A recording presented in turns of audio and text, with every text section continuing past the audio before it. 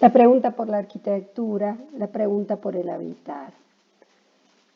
Estas preguntas abren otras preguntas múltiples y son preguntas abiertas, es decir, porque es la manera de iniciar este camino de averiguación, de indagación, que va a ser repensado a lo largo de todo el cursado. Entonces preguntas como qué es arquitectura, qué es teoría, qué podemos conocer, son preguntas recurrentes y abiertas. La pregunta por el cómo es una pregunta más precisa, de qué manera. Y eso lo podemos ver en ese trabajo de Mentir a la verdad, Darío Steinschreiber, en que es la filosofía, aborda esa distinción entre la pregunta por el qué y la pregunta por el cómo.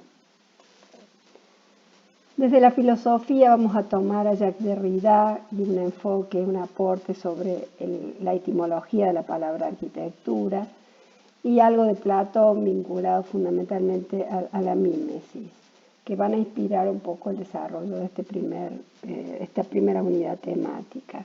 Y vamos a abordar también algo de la pregunta por el origen, lo ficcional, los mitos, el imaginario del refugio, la arquitectura como cobijo, las figuras como la cabaña y la cueva que se constituyen en arquetipos del habitar.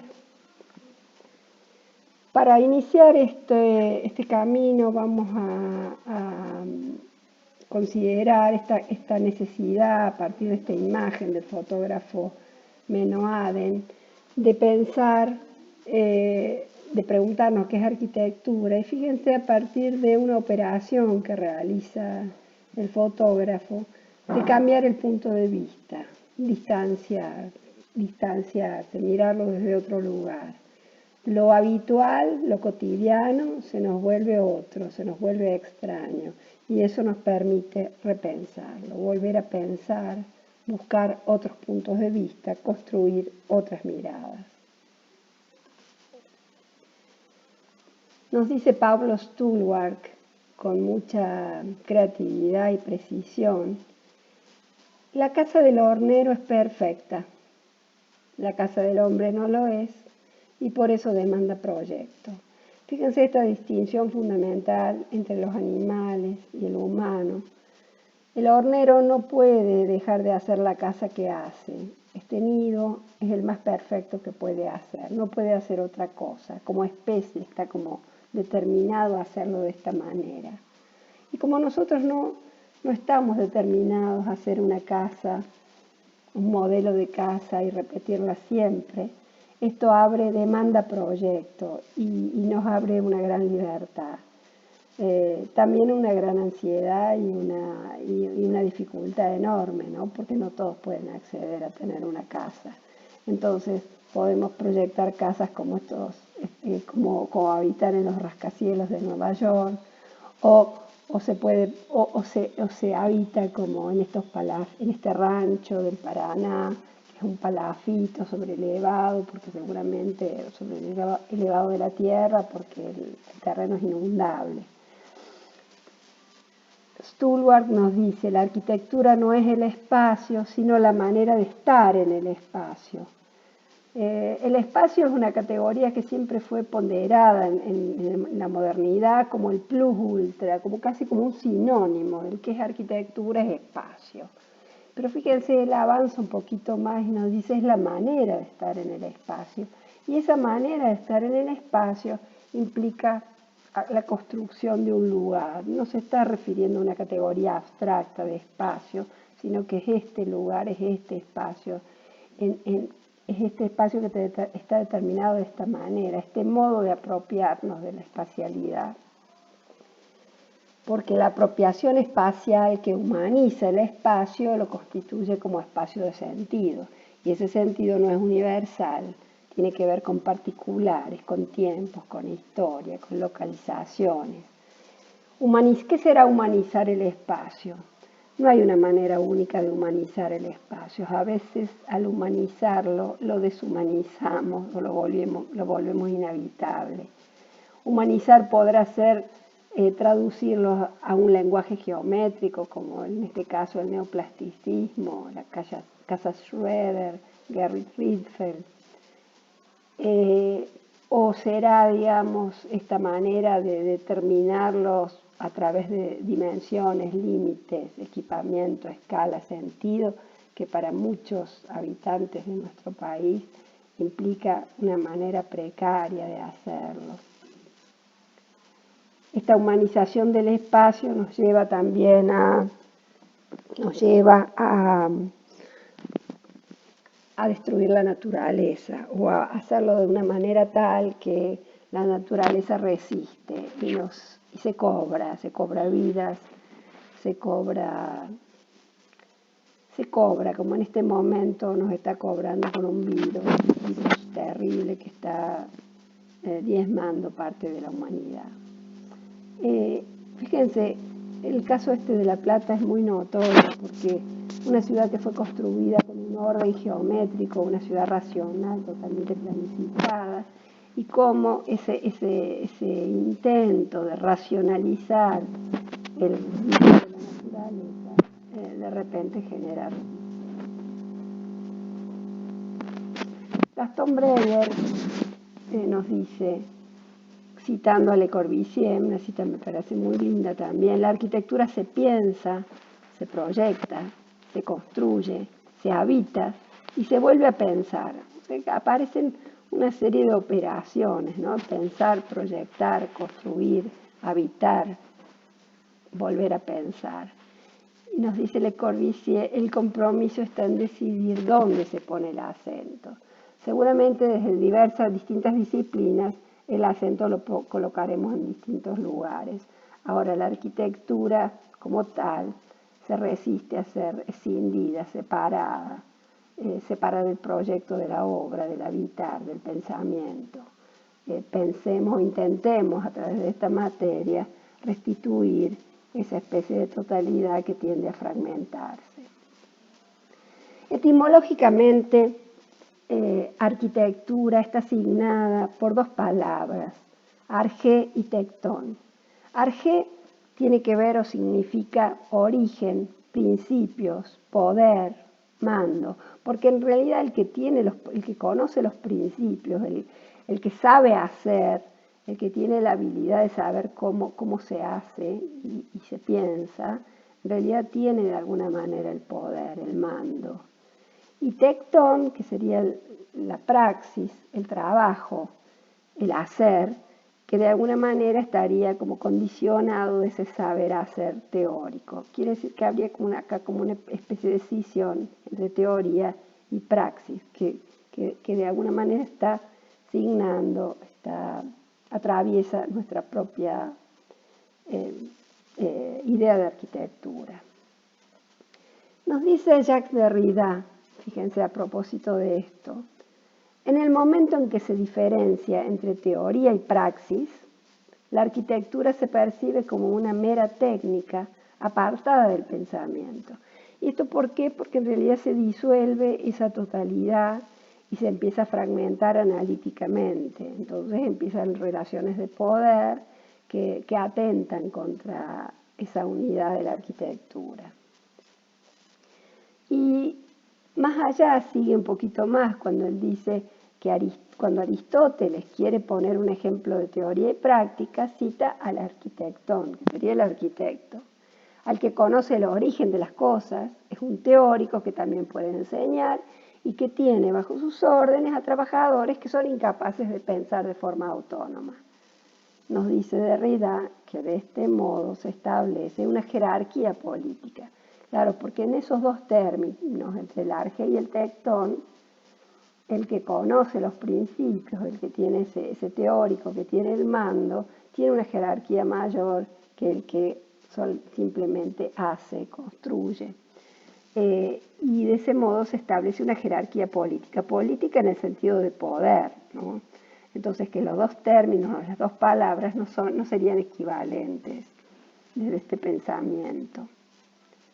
Pero lo hace, por supuesto, críticamente. No está de acuerdo con esa escisión ni con esa jerarquía. No obstante, nos dice, quizá pueda haber un camino del pensamiento todavía por descubrir que pertenecería al momento de concebir la arquitectura, el deseo y la invención. Fíjense acá, ya no está, se está desplazando de ese lugar del poder, de ese saber hacer, de ese mando, digamos, y nos está llevando a rescatar la imaginación, la invención, el deseo, que también habita la arquitectura, por suerte.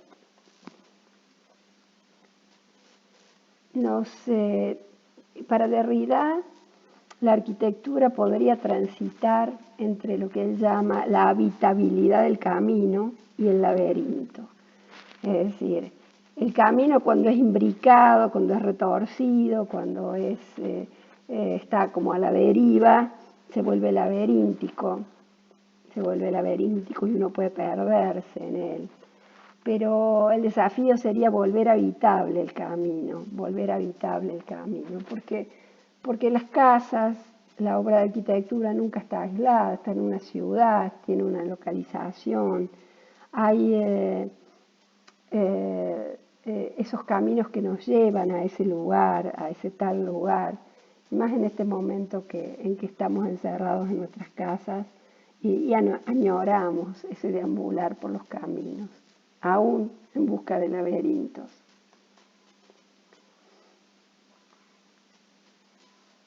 La arquitectura, un estar en camino, como nos dice Derrida. Fíjense, nos dice también, todo espacio habitable parte de una premisa, que el edificio se encuentre en un camino, en una encrucijada en la que sean posibles el salir y el retornar, un estar en camino, una espacialización, y esto es importante, una espacialización, cierta disposición en un espacio no dominable, sino solo accesible por aproximaciones sucesivas. Una especie de colonización en la apertura de un camino. Una vía no a descubrir, sino que debe crearse. Ilustra esto este memorial del Holocausto, una plaza que está en Berlín. La obra anterior era el Museo Judío de Libeskind en Berlín. Hay algo de deambular, de laberíntico en esta obra de Eisenman, que está en esta plaza, donde uno se entra a caminar y de repente entra a perderse, ¿no? Entra a perderse en esos caminos que se vuelven laberínticos. Pero en ese perderse uno empieza a habitar ese camino y el habitar, en este caso, nos remite al significado que el arquitecto le quiso dar a esta obra, ese memorial del Holocausto, en la que estos bloques de hormigón podrían pensarse también como tumbas, como un monumento funerario. Debajo de esta plaza está el archivo, está toda la información disponible, pero esto constituye una experiencia única y muy significativa de construir arquitectura, de pensar la arquitectura, una arquitectura que es más que nada simbólica y que tiene que ver con el camino, con este estar en el camino. Entonces esto del laberinto, este constante estar en camino, esta habitabilidad del camino, es decir, hacer habitable el camino, que no nos ofrece salida alguna, nos atrapa en un laberinto sin escapatoria, o de un modo más preciso, en una trampa, en un artificio deliberado, como el laberinto de Dédalo. Y acá nos está remitiendo a la mitología griega, ¿no? Cuando se construyó el laberinto, habitado, digamos, por el monstruo del laberinto, y Dédalo como el primer arquitecto, digamos, que fue el que creó el laberinto. Derrida también nos habla del deseo. La arquitectura para Derrida está más próxima a la idea de lugar y a la idea de habitar. Entonces, él nos habla de que nos dice, existe un deseo informe de otras formas. el deseo de un lugar nuevo, de unas galerías, unos corredores, de un nuevo modo de habitar, de pensar. Así la arquitectura emerge como promesa. Esto es muy lindo, ¿no? La arquitectura como una promesa, que va mucho más allá de una cosa, de una espacialidad abstracta, de medidas, de materiales, una promesa, un anhelo para poder habitar, lugares en los que el deseo pueda reconocerse a sí mismo, en los cuales pueda habitar. Y esta es una imagen, una fotografía tomada en el ingreso del Museo Quai Branly en París, de Jean Nouvel, este gran muro vegetal en el que cuando miramos no sabemos muy bien qué estamos mirando, estaríamos en esa promesa y en esa arquitectura de los deseos, cuando nos transforma o nos transporta a otros lugares. Yo les dije en la clase anterior que etimológicamente método significa camino. Ahora Derrida avanza un poquito más y nos dice que el camino no es un método solamente, digamos, sino que el método es una técnica, un procedimiento para obtener el control del camino y lograr que sea viable. Es decir, que ese camino metodológico necesita un cierto rigor técnico, ciertas precisiones. Nosotros lo vamos a trabajar a través de categorías conceptuales, operativas, que nos permitan definir y precisar un poco esos caminos para estudiar la obra de arquitectura. Concluye Derrida con esto de la cuestión, sintetizando un poco todo lo anterior y condensando lo dicho. La cuestión de la arquitectura es de hecho el problema del lugar, y no solo el problema del lugar, sino de tener lugar en el espacio. Y esto me parece muy lindo, porque tener el lugar en el espacio implica una lucha, una conquista. Los lugares no preexisten a nuestra acción proyectual. Los lugares se construyen, y para construirlos hay que ganarse ese lugar. Y no todos, por supuesto, acá aparece la desigualdad, la diferencia. No todos tenemos acceso a lugares privilegiados. Entonces aparece la condición social y aparece la historia que nos habilita a este intento de tener lugar en el espacio. Mallarmé, en francés, dice: lo que ocurre es el lugar. O sea que el lugar no solamente un algo medible, situable, no es solamente ese sitio donde se erige ese lugar, o se define ese lugar, sino que es algo que ocurre, es una especie de acontecimiento, el lugar como acontecimiento que celebra la presencia de la arquitectura. Continuamos. Para retomar esto de la arquitectura, el sentido de la arquitectura, aquellos mitos fundantes, uno de ellos podríamos pensarlo desde esta imagen de la Torre de Babel.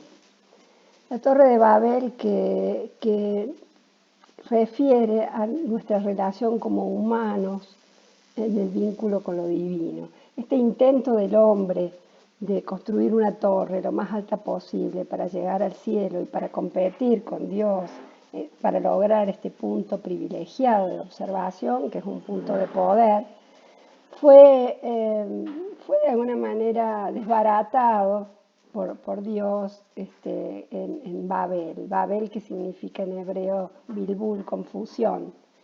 Una especie de condena a los hombres a no entenderse entre sí, es decir, a no comprender los idiomas y a tener una multiplicidad de lenguas. Esa condena no solamente no la podemos ver como algo negativo, sino también como una posibilidad, así como él dice, esa multiplicidad de puntos de vista, esa multiplicidad posible de puntos de vista, también nos otorga una gran libertad. Fíjense, esta idea de materializar de arribar a ese nivel supremo, digamos, se da a través de una construcción arquitectónica, como es una torre. Esta imagen que vemos acá es la torre, el World Trade Center de Yamazaki, que son las famosas torres gemelas, que fue el centro de negocios atacado y demolido, implosionado, digamos, como ataque fuerte al capitalismo financiero internacional. Se trataría entonces de pensar, de construir algunos puntos de vista. Fíjense, Lina Bobardi a través de la arquitectura también como nos muestra esta capacidad que tiene el arquitecto para seleccionar qué mostrar, qué punto de vista, cómo abrir, que no es solo una ventana, sino es una manera de conectarnos con el universo. Derrida, fíjense, radicaliza esta concepción cuando dice: si la Torre de Babel se hubiera construido, no existiría la arquitectura. Solo la imposibilidad de terminarla hizo posible que la arquitectura, así como otras muchas lenguas, tengan una historia. ¿Por qué nos está diciendo esto? Si esa empresa de construcción, de arribar al nivel más alto de lo humano, ese nivel perfecto, digamos, de acceder a esa perfección divina, se hubiera concluido, ya no nos quedaría mucho por hacer, ¿no? Estaría más o menos terminada nuestra tarea en el mundo. Pero como hay una imposibilidad de terminarla, la arquitectura tiene una historia, sigue teniendo una historia. Y historia significa cambios, transformaciones, nuevas búsquedas. Por eso él dice que en realidad la arquitectura no es solo una cuestión de espacios, sino una experiencia de lo supremo, porque hay un carácter simbólico. Cuando construimos, estamos a su vez también proyectando nuestra manera de ser, de estar en el mundo y nuestros anhelos a seguir cambiando y seguir creciendo. Por lo tanto, él la considera como una espacialización del tiempo, es decir, una espacialización del tiempo, espacios que van teniendo historia, cambios, transformaciones. Una artista argentina como Marta Minujín convoca a construir esta Torre de Babel con el aporte de la gente que lleva sus libros que han sido prohibidos durante la dictadura, y luego recrea esto, digamos, esto como una recreación de una experiencia que hizo inmediatamente después de la dictadura en 1983 con este Partenón de libros en Buenos Aires, como una gran instalación urbana. Marta Minujín vuelve a recrear su Partenón de libros ya en Alemania, con una escala gigantesca y con libros prohibidos de todo el mundo. Fíjense el tamaño, la escala que tiene este edificio en relación al resto de la ciudad. Esto que le estoy diciendo, estas historias míticas, se vinculan con una noción que vamos a trabajar y que trabajamos, que es la de los arquetipos. Los arquetipos, que significa tipos originarios, arqué, origen, primero, primitivo. Estos tipos originarios, como la cabaña primitiva y la cueva, serían estas figuras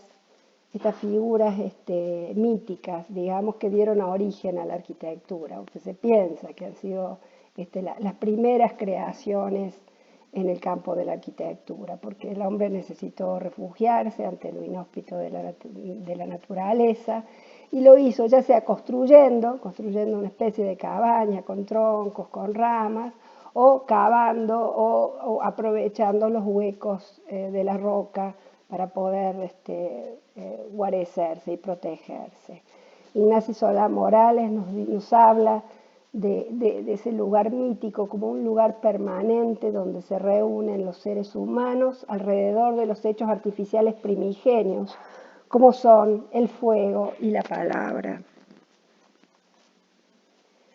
Y fíjense, hay ciudades como Cuenca en España que pareciera que brotan de la piedra, como si hubiera una continuidad entre la construcción humana y la propia naturaleza, o esta casita mítica de los casitas que juegan que todos los niños imaginan como un juego, esta casita sobre los árboles, que remite también a esta cabaña primitiva. Cuando el hombre se yergue, digamos, y empieza a caminar y empieza a poder elevarse del suelo. Esto en términos de proyecto también puede pensarse, ¿no? Tiene una actualidad en el sentido de que son procedimientos que pueden leerse en obras, inclusive en obras de arquitectura contemporánea, en la que en realidad habría digamos, el arquetipo cueva, un dominio de la masa que puede ser horadada para abrir espacio. El espacio surge como perforación, como generado a partir de horadar la masa. Esto también puede desde Bachelard pensarse como ese anhelo de armar, de tener nuestro rincón en el mundo, nuestro primer universo, un cosmos o un microcosmos. Un enlace, como él dice, un enlace apasionado de nuestro cuerpo que no olvida la casa inolvidable. Es decir, que tenemos un anhelo de casa, un anhelo de protección, un anhelo de cobijo, que no está solamente vinculado a la historia mítica, sino también a nuestra propia infancia, ¿no? Los huecos, los niños que se meten bajo una mesa y que se imaginan que hayan armado su propia casa o su microcasa dentro de la casa. Y en obras como esta de Peter Zumthor, totalmente contemporánea, se podría leer como si hubiera una gran masa que ha sido horadada, excavada, aunque interiormente sea totalmente habitable, pero el efecto de masa de lo estereotómico alude justamente a ese arquetipo de la cueva, y es un factor a tener en cuenta cuando estudiemos, cuando analicemos algunas obras de arquitectura. Como en este caso, fíjense, pareciera ser que la forma perfecta aparece en el exterior, pero interiormente uno va horadando y abriendo espacio, una instalación, ¿no? Otros arquetipos son los que refiere, quizá un poco más amplios o más abarcantes, los refiere Miguel Ángel Roca, cuando nos dice en realidad que arquetipos, tipos originarios, sería la propia esfera celeste como un gran techo, o la vegetación como una cubierta que nos envuelve, ¿no?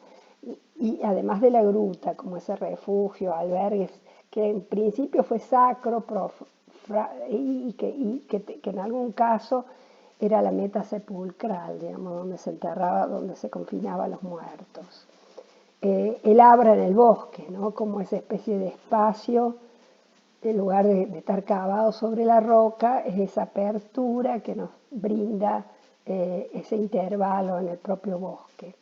Miguel Ángel Roca habla también de ese carácter simbólico, ese valor simbólico, esos tipos que emergen como valor simbólico, íntimamente relacionados con concepciones míticas de todas las culturas primitivas. Y en términos más contemporáneos podríamos ver en estas obras de arquitectura que son como ensayos de autor, cada arquitecto de nombre internacionalmente consagrado, cada tanto organiza en una plaza, en un parquecito en Londres, lo que se llama el Serpentine Gallery, y cada uno a través de materializaciones arquitectónicas, de límites arquitectónicos, configura una especie de ensayo acerca de qué es la arquitectura. Entonces podríamos pensar o indagar qué es la arquitectura para su Fujimoto, donde aparece recurrir a una trama ortogonal, pero que se vuelve totalmente irregular y que puede crecer hasta el infinito, como disolviendo los contornos y la forma, casi como si fuera una especie de efecto pictórico como el impresionismo en pintura, que disuelve los contornos y lo que importa es la pincelada, el píxel. Acá la pincelada es cada prisma cúbico que aparece. En este otro caso, Jean Nouvel, el efecto de color, la atmósfera de color, o en el caso de Saná, esta especie de elementos mínimos que configuran límites horizontales y desmaterializa prácticamente los límites verticales, que ganando digamos, toda la vegetación circundante como sensación de límite.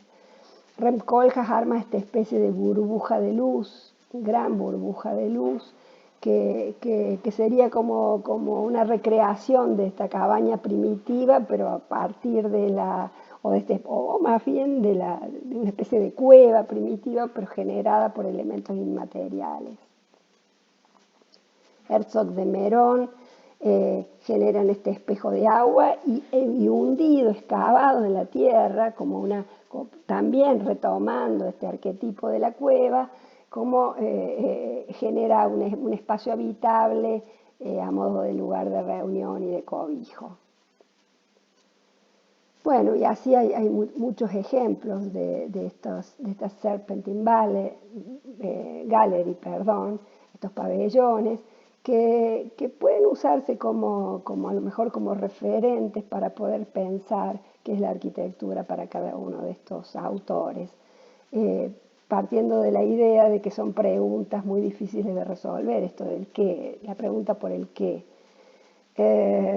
Acá también hay como rasgos en Radic, rasgos de esta especie de cabaña primitiva, pero generada con la sensación hacia el interior como de una gran cueva. Y esta relación con la naturaleza, este intento de sobrelevarse a modo de cabaña, pero guarecerse a modo de cueva en la parte superior. De la misma manera podríamos retomar o intentar indagar podríamos llamarle definiciones o nociones acerca de qué es arquitectura. Fíjense, en términos contemporáneos también David Chipperfield concibe la arquitectura como el desarrollo material de una idea que armoniza teorías y componentes.